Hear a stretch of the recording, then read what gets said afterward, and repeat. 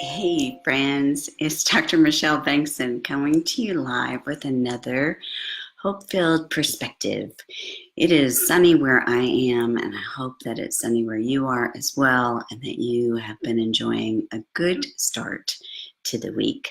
I would love to hear where you're tuning in from. If you are tuning in live, will you tell me where you're tuning in from?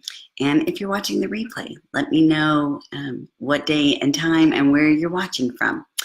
But today I wanted to come and just spend a few minutes giving you another hope-filled perspective. You know, I think we all go through times now and then where life is just stormy.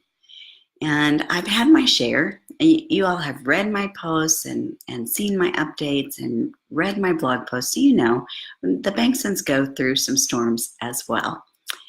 Hey Peg, good to see you. Hi Karen. So I wanted to talk a little bit today about the fact that God goes with us through the storms. You know, I think one of the enemy's biggest tactics is to make us feel like we're all alone. When things aren't going well, when we're facing challenges in life, when the trials are hitting, I think one of the biggest ways that the enemy tries to work is to make us think that we're in this alone, that people don't understand, we're on an island. So I wanted to share an experience that recently happened that was a great illustration for the fact that God goes through the storms with us. Here in Texas, we recently had spring break for our kids, and it got to be about a couple days before spring break was supposed to start, and I was just getting that itch to travel. I don't know if any of you ever experienced that. If you do, let me know so I know that I'm not alone. But it was a couple days before my kids let out for spring break, and honestly, I wanted to go to the beach.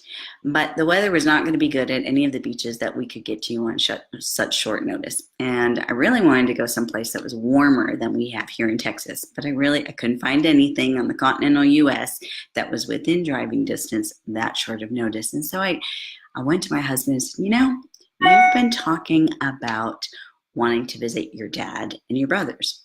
How about if after the track meet on Friday, we load up the car with the dogs, with our son, and go visit your dad? So that's what we did. It was an impromptu trip. We loaded up the car and headed out of Dallas to go visit my husband's father. Left home about 4 a.m. and by 4:15, we were caught in the middle of a hailstorm in Dallas with golf ball size hail pelting our vehicle. I mean, enough that I was wincing and asking, please, let's pull over, let's find shelter. But we were in a place in the Metroplex where there was no safe place to pull over and seek shelter. So we opted just to keep driving, because if we turned around and went back the other way, we would just face the storm head on. So we kept driving.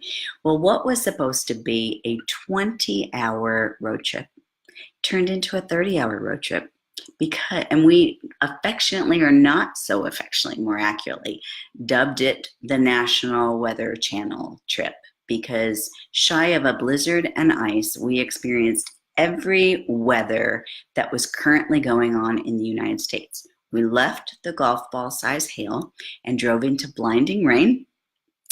We left the blinding rain and drove into straight line force winds. We drove back into blinding rain. We hit fog, and in the middle of the trip, I had a friend message me and say, where are you? And what route are you taking? And so I told her, and she said, do you realize there are tornadoes there right now? Well, I didn't realize that.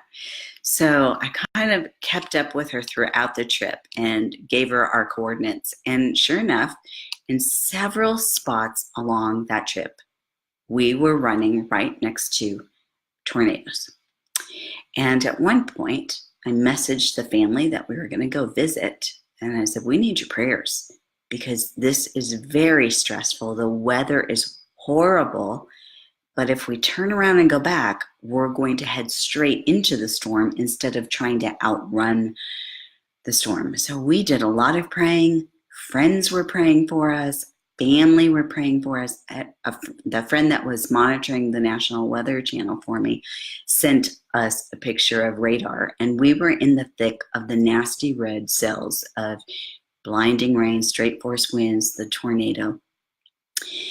But a little while later, my sister-in-law sent me a picture of the current radar and said, "Where are you?" I told her, and she sent the current radar, and it was as if God parted the storm. Here was the red, here was the red, and we were driving right through the place where he had parted the storm, a little bit like when he parted the Red Sea.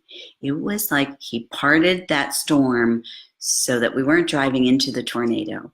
And he was with us that whole time. Was it stressful? Incredibly. Would I want to repeat it? No. But what I knew throughout that storm is that God was with us through the storm. And I think that's important for us to remember, because God tells us, Jesus said, you will experience trials in this life, but take heart, because I have overcome them. But as I was reading my quiet time the other day, God reminded me of the passage in Isaiah 43, 1-3. And this is crucial to our understanding when we remember that God will see us through the storms. He will be with us through the storms. It says, "Do not be afraid, for I have ransomed you.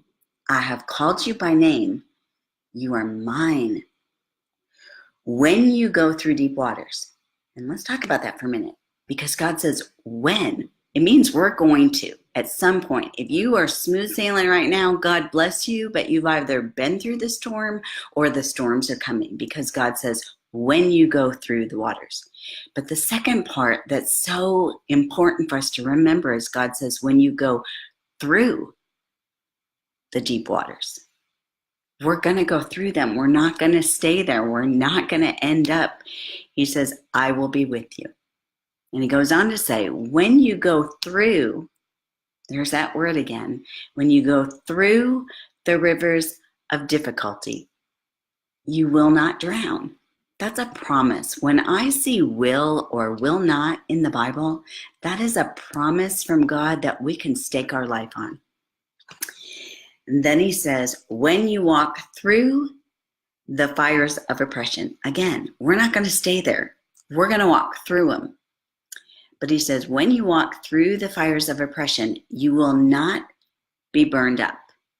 The flames will not consume you. For I am the Lord your God, the Holy One of Israel, your Savior. So I don't know what you're walking through right now. I've been going through a really difficult trial, but I can take heart because this trial's not going to last forever. I will go through it, and I won't go through it alone. It's not going to take me over. God's with me, and God is with you, whatever storm, whatever trial, whatever flood it feels like you're going through, whatever fire feels like it's pressing on your back. You will make it through. God has promised, and you will make it through because He is with you and He is your Savior. So that is your hope-filled perspective today, that God will go through the storms with us. And we're not going to stay there. They're not going to overtake us. We will get through them. So if this was for you today, I hope that encouraged you. And if it did, I would encourage you to share it with others, because so many that I know right now are going through different trials, whether it's health-related trials, financial trials, relationship trials, trials with their children. So many people are going through trials right now, and this may just be a word of encouragement that they need to hear as well. So until next time, this is Dr. Michelle Bengtson with your hope-filled perspective. Make it a hope-filled day.